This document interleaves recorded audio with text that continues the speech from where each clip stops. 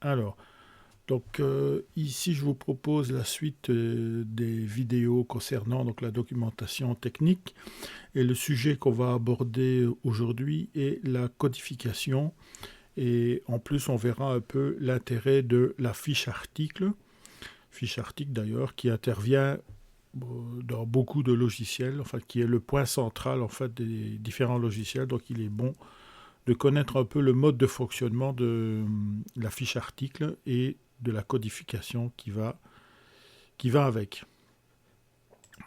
Alors, ce que je vous propose, c'est de faire un petit rappel des vidéos qu'on a vues précédemment et accentuer un peu le point qui va nous intéresser aujourd'hui sur ce qu'on a vu précédemment. Donc, ce qu'on a vu précédemment, c'était donc les différents liens en fait qu'il pouvait y avoir dans un système d'information et notamment dans un système informatique. Et ces liens donc relient en fait les différents services de l'entreprise. C'est-à-dire que là, on va avoir des informations qui vont transiter vis-à-vis de tous ces services via le service informatique ou le matériel informatique plus exactement. Donc aussi bien donc, du SAV, de la recherche et développement, des achats, le commercial, méthode, comptabilité, etc., etc. Donc ce sont des informations qui vont transférer de service à service via donc, ce système informatique avec les avantages et les inconvénients que cela peut procurer. Alors, l'application au niveau des données techniques, c'est l'interconnexion des services, comme je viens de l'expliquer, et on voit que les données techniques servent aussi bien à la maintenance, à la logistique, à la manutention et, disons ici, à la qualité. Donc, ça ne sert pas que à la partie, disons, productive proprement dite, mais bien aux services connexes qui sont en relation avec la production. Alors, sur la première dia, j'ai étendu un peu l'information sur des services comme la comptabilité ou le commercial, mais disons qu'ici, on va se centrer sur la partie, disons, plus technique. Voilà. Et donc ici, ce qui va nous intéresser, nous, c'est la cohérence des échanges d'informations, d'où l'intérêt de la codification qui est l'objet de cette vidéo. Et donc, pour que tout le monde puisse comprendre, il faut que tout le monde parle le même langage, ou tout au moins qu'on puisse comprendre le langage des autres. Voilà, et donc la raison pour laquelle on va codifier les différents liens entre les personnes. Alors, le problème de communication qu'il peut y avoir, c'est un sujet que j'avais soulevé donc, dans une vidéo précédente. Donc ici, c'était un exemple concernant une presse hydraulique horizontale, laquelle a porté un nom particulier par rapport aux personnes qui étaient sur le travail, enfin sur le poste de travail, et ils appelaient ça donc un sous-marin. La difficulté est que ce nom n'apparaissait pas dans le logiciel de l'éditeur. Et donc le logiciel, enfin l'éditeur a appelé ça une presse hydraulique, voire presse hydraulique horizontale. Et donc les personnes qui géraient en fait ce poste de travail dans l'atelier n'arrivaient pas toujours à bien discerner quel était le poste qu'ils devaient affecter par exemple dans une planification ou une charge de poste de travail. Donc ça pose vraiment, ça peut poser en fait un très gros problème dans les transferts d'informations. Donc on a vu que en fait on va intervenir, donc ça c'était vu précédemment, hein, on va intervenir dans les différents circuits, donc les différents processus, en utilisant évidemment ici des critères différents ou des indicateurs qui sont différents. Alors la différence entre critères et indicateurs, le critère est une variable, l'indicateur est le chiffre qui identifie cette variable.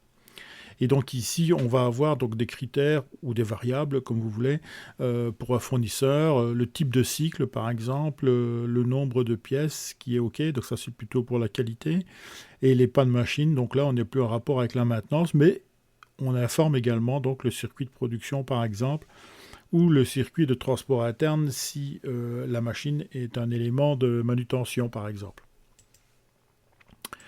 Alors, à partir de ces exemples d'indicateurs et de critères, si ces critères ne représentent pas, disons, ce qu'il est censé identifier, on aura donc des problèmes, comme on l'a vu précédemment, pour la dénomination des différents postes de travail, mais également mais c'est valable également donc, pour les critères, c'est-à-dire quels critères on va mettre en place et comment est-ce qu'on lit ce critère. Et donc, si on place un critère qui n'a pas de sens pour un, comment dirais-je, un service, eh bien, on considère qu'il a une mauvaise qualité sous-entendu d'interprétation.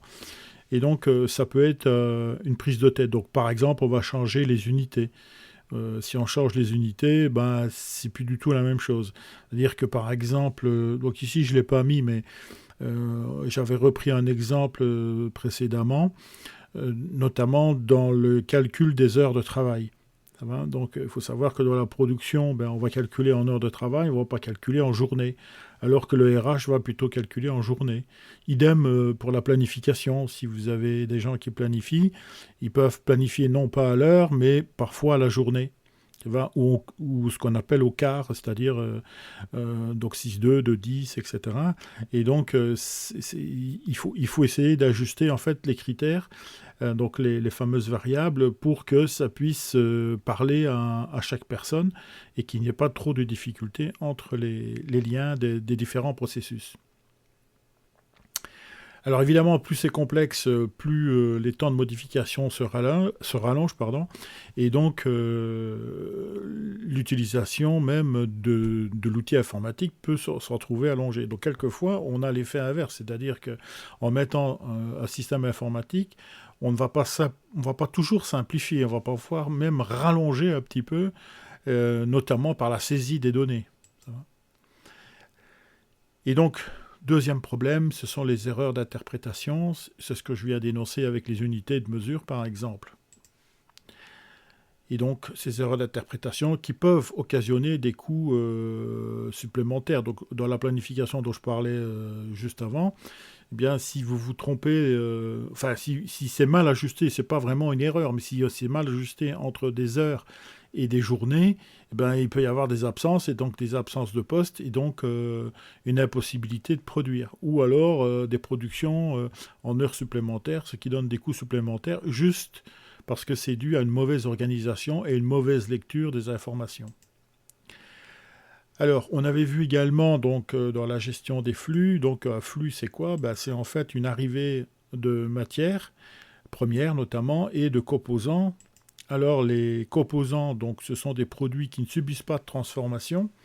Les matières premières, bien évidemment, vont, elles, subir une transformation. Donc, les composants sont plutôt utilisés dans l'espace montage, en fait, lorsqu'on a des produits complexes. Alors, cette notion de produit complexe, on y reviendra juste après.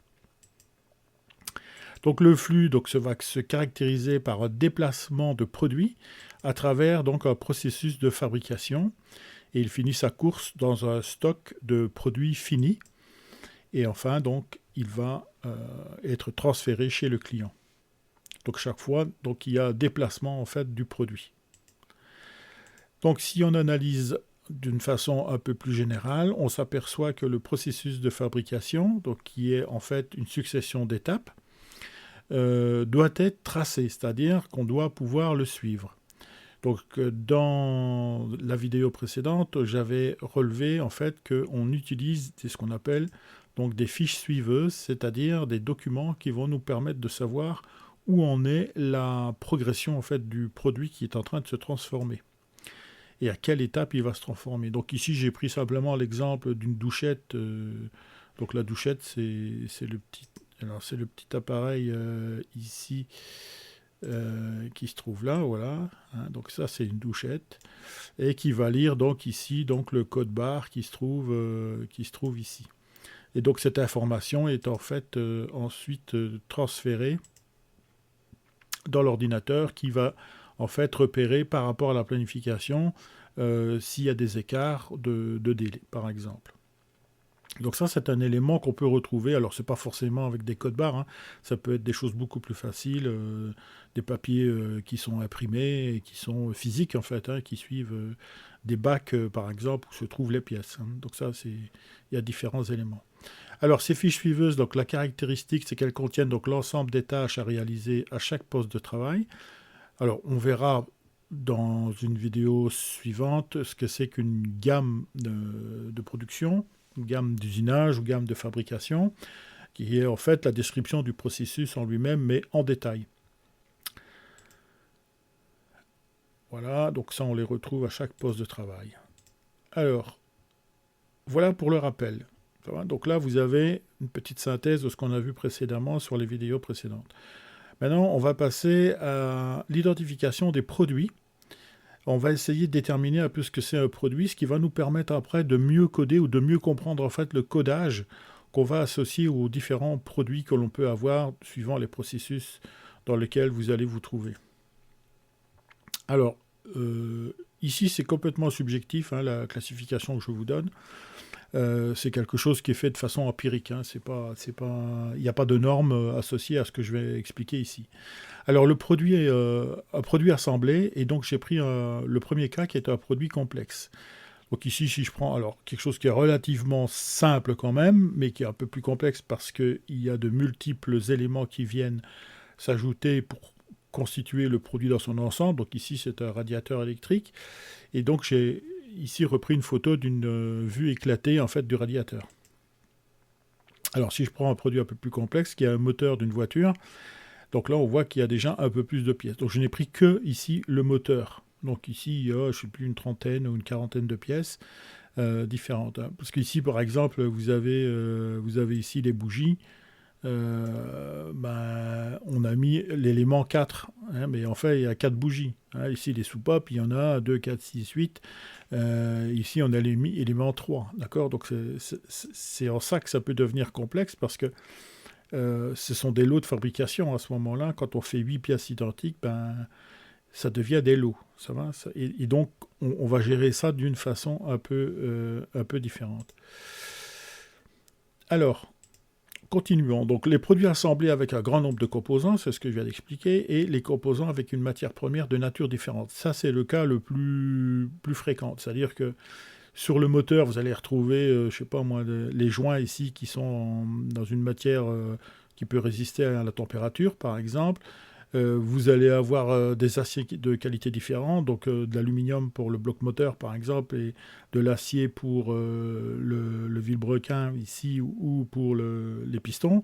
Idem pour le radiateur pour avoir du plastique et du métal. Alors ces produits en général, vu leur complexité, donc pour ce type de produit, hein, bien sûr, ce sont des productions de masse. Donc je vous rappelle, hein, production de masse, c'est une production en continu, en flux continu, mais où il y a un apport de main-d'œuvre. Ça va ? Alors ensuite, le cas numéro 2, donc un produit simple. Donc un produit simple, c'est un produit où il y a un peu d'éléments. Alors là, et c'est pour ça que c'est complètement subjectif. Hein. Donc là, on voit que par exemple, cet anneau ici de comment dirais-je, de lien pour la manutention, on voit qu'il y a 1, 2, 3, 4 pièces. Quoi. Voilà, la brosse ici, il n'y a que 2 éléments différents. Ça va, etc., etc. Donc là, je vous ai mis plusieurs exemples. Alors, produit assemblé avec un petit nombre de composants, production de masse ou en petite série, donc suivant l'utilisation évidemment du produit. Hein. Ça va ? Et donc ici, c'est toujours du flux continu. Alors, ici en bas, on a des produits complexes, mais eux, ils sont fabriqués à la commande. Donc c'est un peu le plat que vous commandez au restaurant ou l'escalier que vous faites faire par un artisan, par exemple. Ça va ? Donc l'escalier, il est propre à la maison et aux dimensions de la maison. Si c'est un produit, donc là j'ai mis un produit plutôt artisanal, évidemment. Alors les produits simples, ce sont des produits donc avec peu de composants et faciles à réaliser. Donc on est un peu à cheval avec le produit assemblé, donc le cas 2. Donc là, on peut considérer que ce sont des produits simples, ça va ? Mais ce sont des produits assemblés. Alors des produits simples, pas de composants, faciles à réaliser. Alors ici, donc ce sont des composants faciles à réaliser, pardon. Et donc ici, ce sont des éléments donc qu'on fabrique en grande série, mais qui sont assez simples. Vous voyez, donc des bacs, des tôles, etc. Bon, la bouteille est un petit peu plus complexe, mais bon, parce qu'il y a un bouchon qui vient en plus. Mais enfin, c'est relativement simple. Et puis tout ce qui est poudreux, etc. Poudreux ou granuleux, dans ce cas-ci. Voilà, donc ça, c'est des productions de masse en petite série, en flux continu. Alors, dans certains cas, on peut avoir des productions en continu, ou quelque chose du moins qui ressemble à ça, notamment pour les produits ici, comment dire, granuleux, comme le ciment aussi, par exemple, hein. On peut considérer que c'est une production en continu. Alors, les produits complexes, maintenant, donc, qui ne sont pas assemblés, eux, donc ce sont des produits simples, mais qui sont difficiles à réaliser en fait. Donc là, je vous ai mis une pièce de chaudronnerie qui est un peu plus compliquée et qui est adaptée à un chantier bien précis, avec des dimensions précises, un peu comme de l'artisanat en fait, hein. C'est un peu ça, ça revient au même, hein. Produit d'usage peu fréquent, voilà, et production à la commande en flux discontinu. Alors, ici, par contre, on aura des produits d'usage courant. Donc, ce sont des produits qui sont assez difficiles à, comment dirais-je, à réaliser. Donc, vous voyez la complexité de la forme, en fait, sur la photo ici, qui se trouve juste là, donc là, cette photo-là.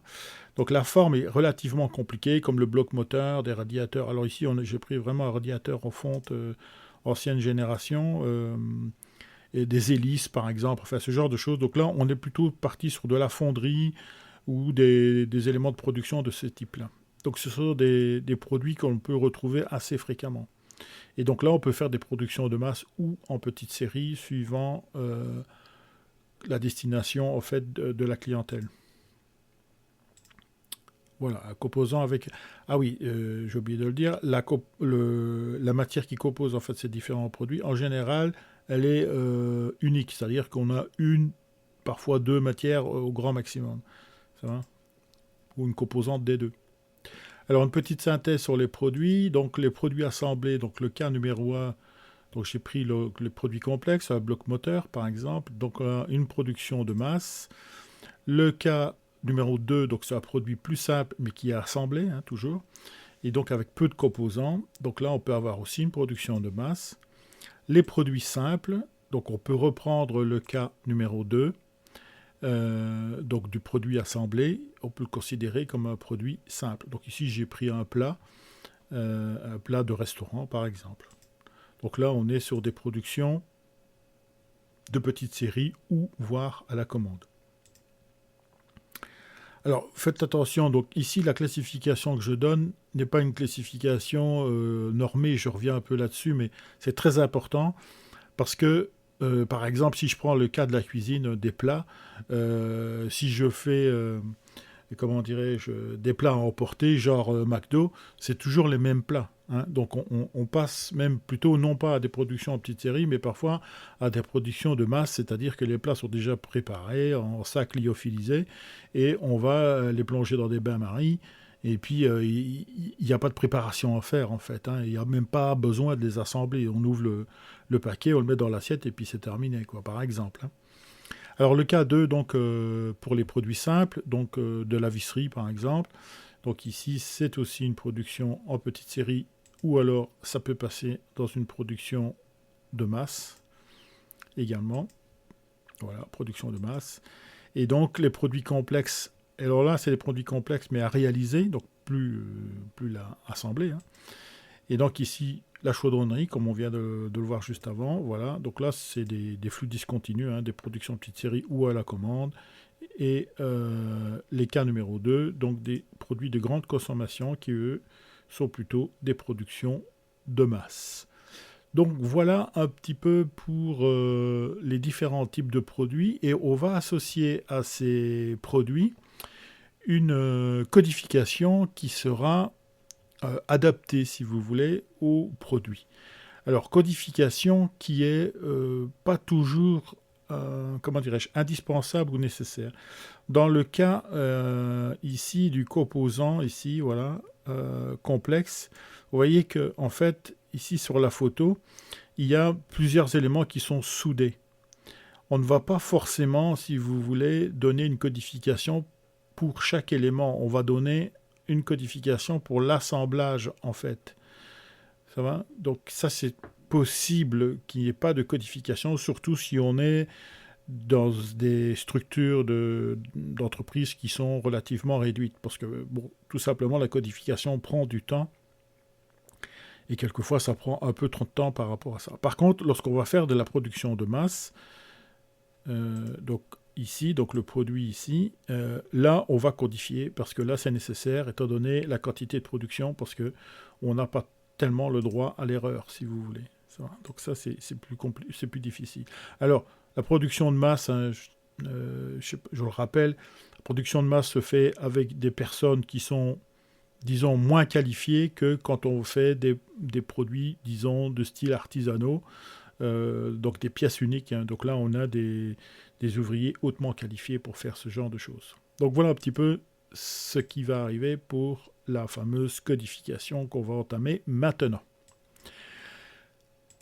Alors, le flux documentaire et la codification. Donc l'élément central, comme je l'ai déjà expliqué, c'est la fiche article. Et donc on aura, avec cette fiche article, un code qui est interne à l'entreprise, qui va définir un petit peu l'entreprise, hein, ou ce que l'on fabrique dans l'entreprise. Il y aura aussi une indication sur l'endroit de stockage. Alors stockage ne veut pas dire stock produit fini ou stock matière première. Ça inclut ça, mais c'est aussi tous les endroits où peut se trouver l'article pendant son déplacement, hein, le fameux flux dont on a vu dans le rappel.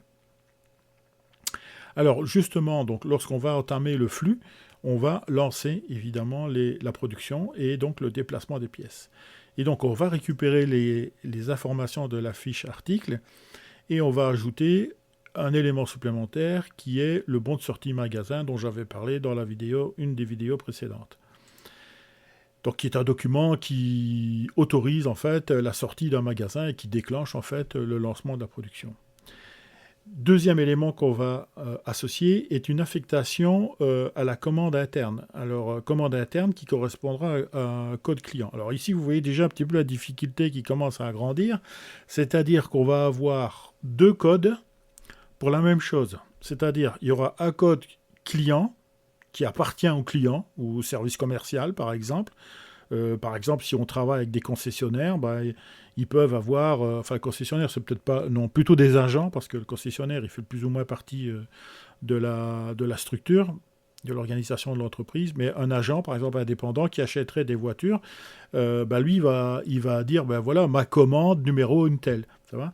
Et nous, qu'est-ce qu'on va faire? On va mettre un numéro de commande en interne. On ne va pas reprendre son numéro de commande. Alors, on va voir pourquoi. Après, parce que bon, dans la codification, c'est pas toujours aussi, comment dirais-je, aussi souple que ça. Alors évidemment, s'il n'y a pas de stock, donc là, normalement, si on sort du stock, on démarre la production, etc. Mais supposons maintenant qu'il n'y ait pas de stock, on est obligé de passer par les achats.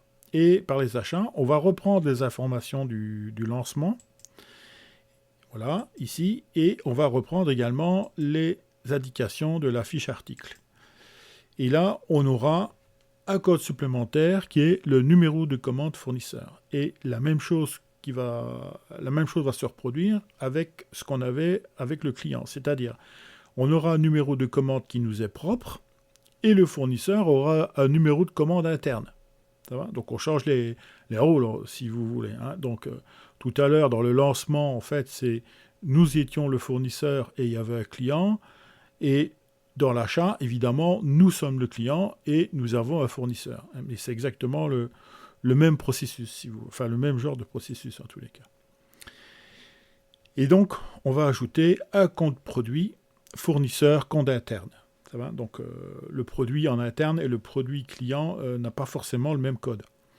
Donc, non seulement la commande aura deux codes, code fournisseur, code client, et le produit, dans le cas d'achat, donc c'est souvent, comme on l'a vu, matière première ou composant, aura un code fournisseur et on va y associer un code en interne. Donc vous voyez que le flux commence à se complexifier de manière assez, importante. Alors, ensuite, une fois qu'on a les achats, bien évidemment, on va avoir des fiches de stock. Donc là, on aura la fiche article qui va venir se greffer, les données des achats, Donc quantité, et on va ajouter donc la quantité d'entrée et la quantité de sortie. Alors je vous ai remis ici la fiche de stock. Alors je vous ai mis une fiche de stock standard, hein, ici, la fiche de stock qui est ici, voilà, ici. C'est une fiche standard avec entrée, sortie et le solde, c'est-à-dire ce qui reste dans le stock lui-même. Et on aura donc le solde, comme je l'ai dit. Alors, ouais, j'aurais peut-être pas dû en parler, mais ici, il y a ce qu'on appelle aussi des quantités réservées, c'est-à-dire que il y a des quantités qui sont planifiées en sortie. Voilà. On va l'expliquer de cette façon-là. Mais on ne va pas s'y attacher. Simplement, c'est une information supplémentaire. Et ce que je veux démontrer ici, c'est la complexité, en fait, de la codification. Voilà. Et donc, la difficulté de s'y retrouver un petit peu, parce que vous avez vu qu'il y a énormément d'informations. Du coup, cette quantité d'informations, en fait, elle va jouer sur la réactivité de l'entreprise. Donc, imaginons qu'un client demande une modification de commande, eh bien, ça va être intégré donc, dans le système informatique. Donc, on a vu la complexité avec les différents codes. Et donc, ici, les données qui vont être modifiées, donc, qui peuvent être des avenants à une commande, ou un contrat, avec des changements d'indice de plan. Donc on aura l'occasion aussi de voir un peu ce que c'est qu'un indice de plan, donc un plan, schéma, enfin, ou représentation graphique en fait de ce qu'on doit construire. Et donc il peut y avoir une modification qui est minime. Donc quand je parle d'avenant de commande ou de contrat, ce sont des modifications qui ne vont pas modifier le contrat d'une manière, comment dire, fondamentale, mais qui peuvent le modifier. Par exemple, ça peut être la couleur d'un produit. Donc c'est une option, en fait, si vous voulez, qui peut être modifiée au cours du temps. Quand on a des grands contrats sur plusieurs années, par exemple, avec un fournisseur, avec un client, il est possible que pendant le développement en fait, du contrat, il y ait des modifications qui apparaissent parce que le client final, c'est-à-dire le client de notre client, demande des modifications et donc il faut changer. Donc là, il faut faire très attention parce qu'il ne faut pas conserver les anciens codes et fabriquer avec les anciens codes. Donc, d'où la réactivité du système d'information. Et donc, tout ça rentre dans un processus qui, comme on l'a vu, peut être relativement complexe. Ça va, parce que, bon, il peut y avoir différentes étapes. Bon, moi, j'ai toujours simplifié dans les dia précédentes, mais il faut savoir qu'on peut avoir des centaines, voire des milliers d'opérations à effectuer. Donc, ça peut jouer sur un ensemble d'éléments. Un peu comme un effet domino. Et donc cet ensemble de processus, on peut le dire, va jouer donc sur l'expédition et la réception chez le client.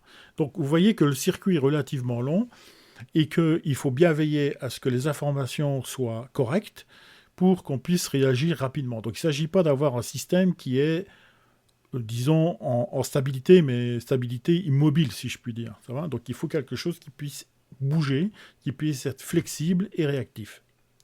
Et donc le système informatique doit nous aider à faire ça et pas le contraire. Voilà, et donc l'enjeu ici, c'est la réactivité du système informatique, comme je viens de le souligner. Alors, arriverons maintenant tout doucement à la codification des articles.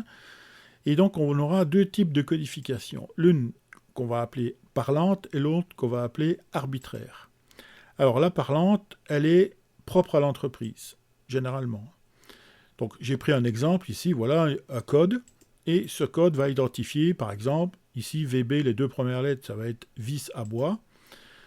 Ici 0,35, ça va être la longueur de la vis, 0,4 le diamètre, et F, ça va être le type de vis, c'est-à-dire à tête fraisée.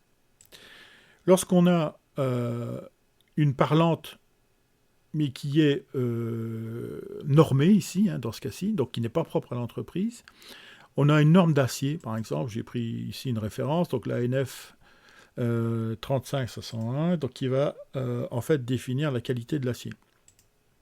Donc vous aurez ici la première lettre Z qui va vous indiquer si l'acier est fortement allié ou pas.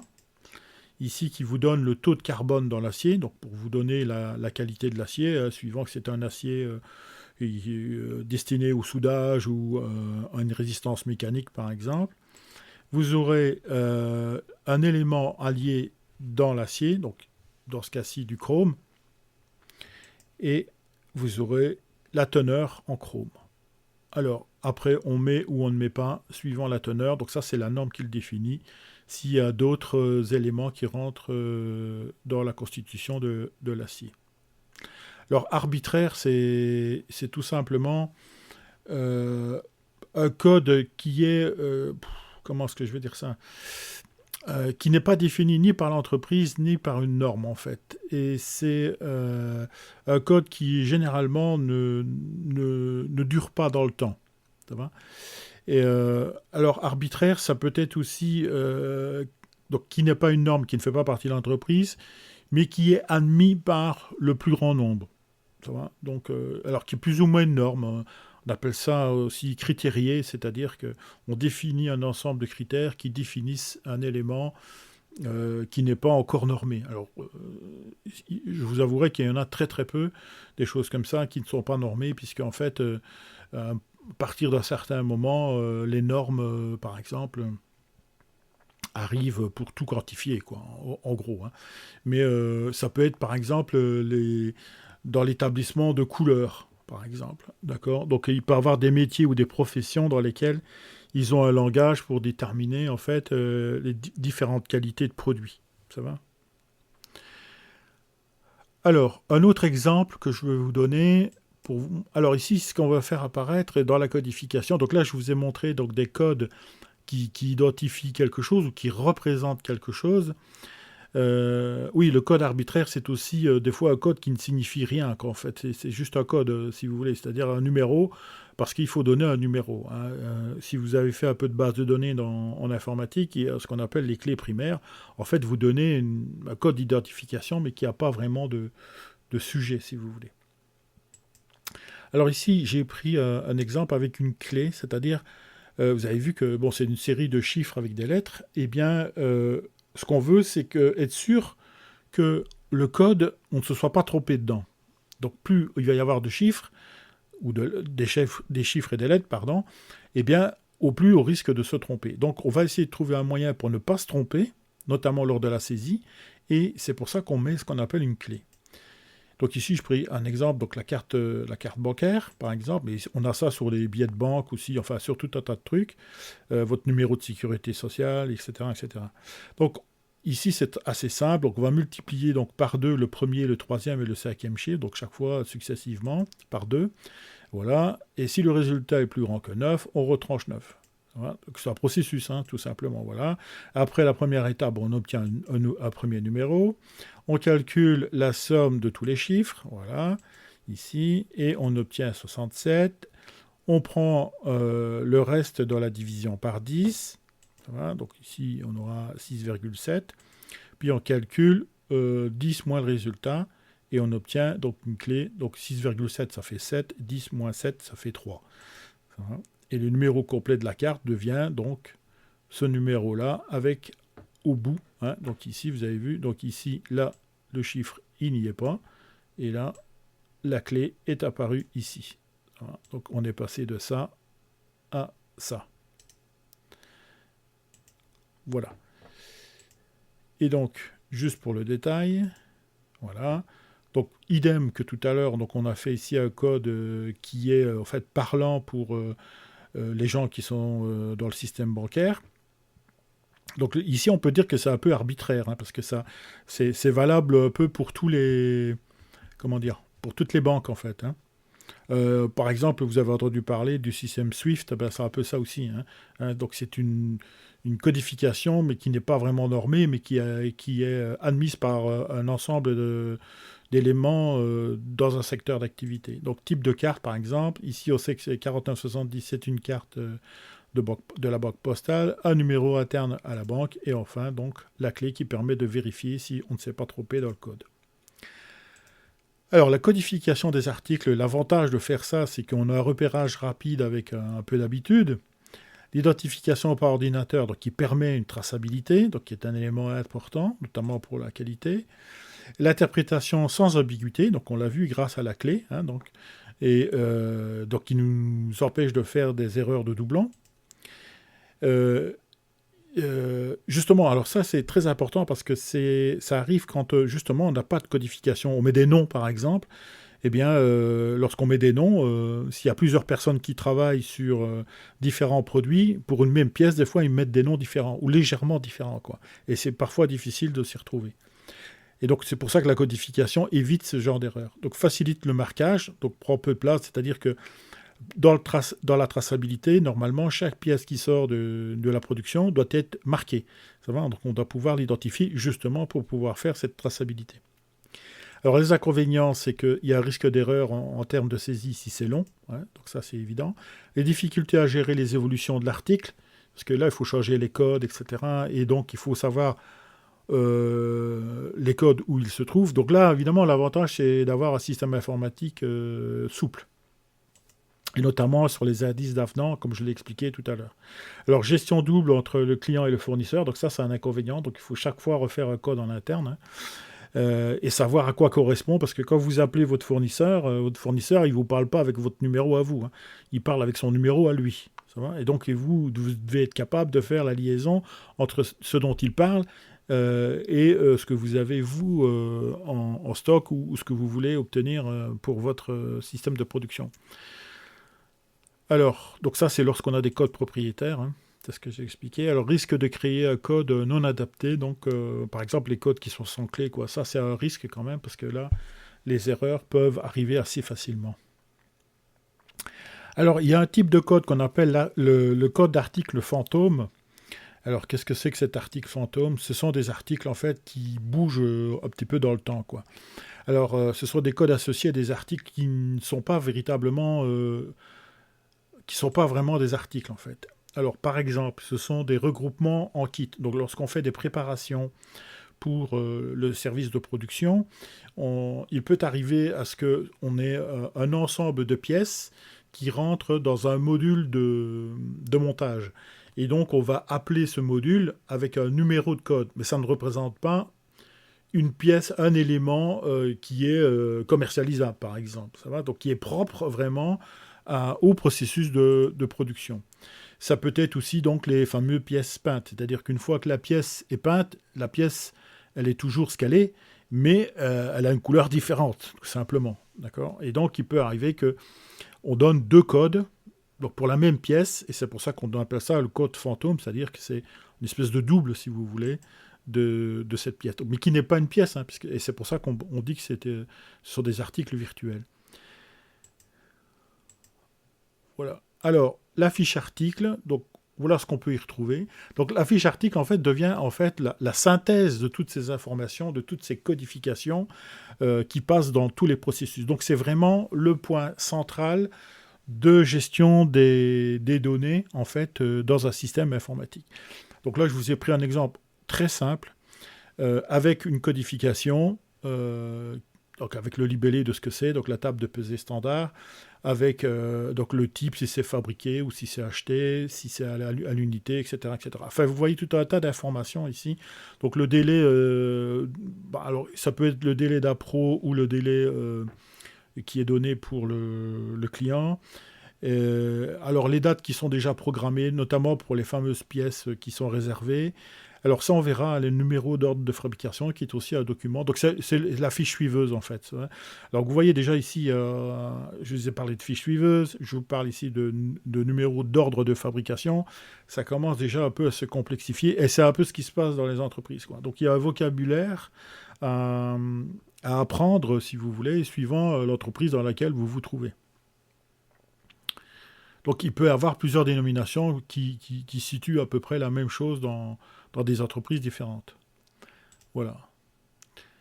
Et donc on a vu qu'il y avait le code article sur la fiche article, évidemment. Alors ici, je vous ai mis une petite synthèse, en fait, pour vous expliquer un peu les documents sur lesquels on va travailler après. Alors ici, les produits complexes, donc là, il va y avoir un code, évidemment. Des produits complexes, on aura un document qu'on va appeler une nomenclature. On aura l'occasion, dans la vidéo suivante, de voir un peu ce que c'est qu'une nomenclature. En gros, donc, c'est une liste de composants qui sont inclus dans le produit. Il y a une faute là. Et donc ici, pareil, il y aura un code. Un code pour identifier la nomenclature complète, donc qui représente le produit ou sous-produit. Cette nomenclature peut être composée de sous-ensembles sur lesquels il y a un code. Donc ici j'ai mis 1, puis j'ai mis 1, 1, 1, 2, 1, 2, 1, enfin vous avez vu. Voilà, et puis il y a un code pour les composants et pour les éléments uniques, etc. Alors, ensuite, pour fabriquer ce produit, on aura donc des gammes de montage pour assembler en fait tout ça. Donc là, c'est la même chose, hein. On va y avoir aussi des codes. Donc des codes pour identifier donc, les sous-ensembles. Donc on reprendra les codes de la nomenclature, mais on va avoir des nouveaux codes qui sont les codes de phase, c'est-à-dire les différentes opérations qu'on doit effectuer pour faire le montage. Idem pour les gammes opératoires. Donc là, c'est la transformation de la matière première. Donc on va travailler la matière première. Et donc pareil, on va avoir des codes, on aura des codes là-bas, et on aura un code pour les phases. Voilà. Et tout ça, on va le retrouver dans cette fameuse fiche article qui donne donc l'ensemble des informations et qui va, à ce moment-là, reprendre tous les codes que l'on a mis dans les différents documents qui sont nécessaires à la fabrication de les pièces ou de l'ensemble de pièces qu'on doit produire pour le client. Donc vous voyez un peu la complexité de ce qu'il va avoir. Voilà, je vous remercie de votre patience parce que la vidéo dure un petit peu, mais je pense que c'était nécessaire d'aller un peu dans le détail pour voir un peu comment ça pouvait fonctionner. Voilà, merci pour votre attention et puis j'espère vous retrouver pour la prochaine vidéo.